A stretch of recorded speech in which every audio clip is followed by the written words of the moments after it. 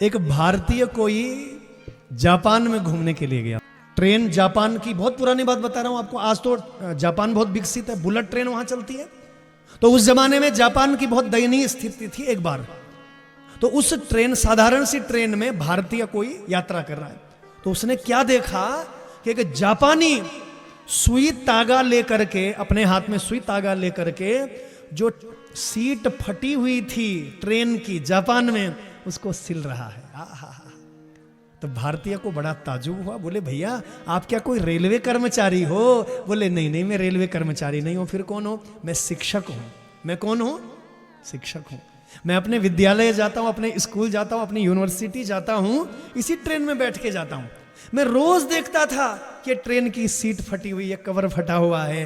रोज सोचता था कि मैं सुई तागा लेकर आऊंगा, लेकिन सुबह जल्दबाजी रहती थी स्कूल की, कॉलेज पहुंचने की।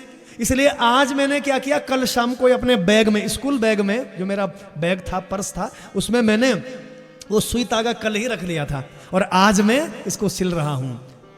तो बंधुओं, मैं प्रणाम करना चाहता हूं उस जापानी को। हाँ, हिंदू ने पूछा कि भैया तेरा तो ये काम नहीं है, तू क्यों कर रहा है? तो उसने बड़ा सुंदर उत्तर दिया कि मेरे देश के सम्मान में मेरा सम्मान है। मेरे देश के सम्मान में मेरा सम्मान है। आप जैसे जो अतिथि आएंगे, यात्री आएंगे, मेरे देश की ट्रेनों की दशा देखेंगे कि फटी पुरानी ट्रेनें हैं, तो मेरे देश की बदनामी हो जाएगी, और मेरे देश की बदनामी मेरी बदनामी, और मेरे देश का सम्मान मेरा सम्मान। तो मैं प्रणाम करता हूं उस जापानी को जिसके अंदर ये भाव है। लेकिन हम भारतीयों में, हम हिंदुओं में क्या होता है पता है आपको? एक मान लिया नई ट्रेन चला दी हमारे देश में, कितने दिन वो ट्रेन नहीं रहेगी बताओ? पत्थर ला करके तोड़ेंगे उसके शीशे, हाँ, ब्लेड लेकर के, जेब में ब्लेड ले जाएंगे, वो फाड़ देंगे उन सीटों को, हाँ, पंखों को उतार करके ले जाएंगे। केवल ट्रेन की बात नहीं है, बस देख लो, कोई गवर्नमेंट की बस अगर चलती है ना, रोडवेज बस, काला स्केच लेकर के लिख देंगे, गालियां लिख देंगे उसमें, सीटों को फाड़ देंगे। कितने दिन तक वो बस नहीं रहती है? कोई सरकारी इमारत बन जाए, उसमें काला ले करके काला पेंट कर देंगे, काली पोत देंगे उस पर। तो दोनों हाथ जोड़ करके कहता हूं, देश के सम्मान में अपने सम्मान को समझना चाहिए, और राष्ट्र प्रेम की भावना अपने बच्चों के अंदर जरूर भरना।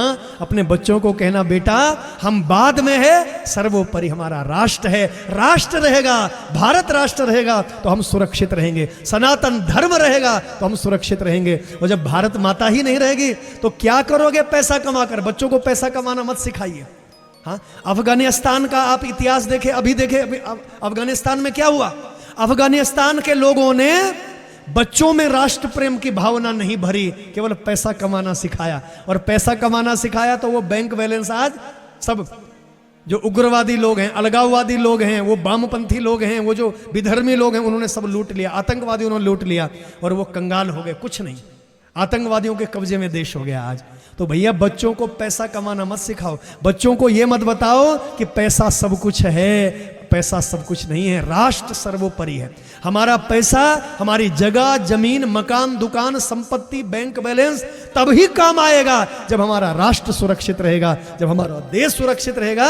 अपने बच्चों के अंदर राष्ट्र प्रेम की भावना भरो, ये मेरी दोनों हाथ जोड़ करके प्रार्थना। स्वतंत्रता दिवस के इस अमृत महोत्सव में, इस राष्ट्रीय पर्व में घर घर तक ये संदेश पहुंचाइए कि राष्ट्र प्रेम की भावना होनी चाहिए।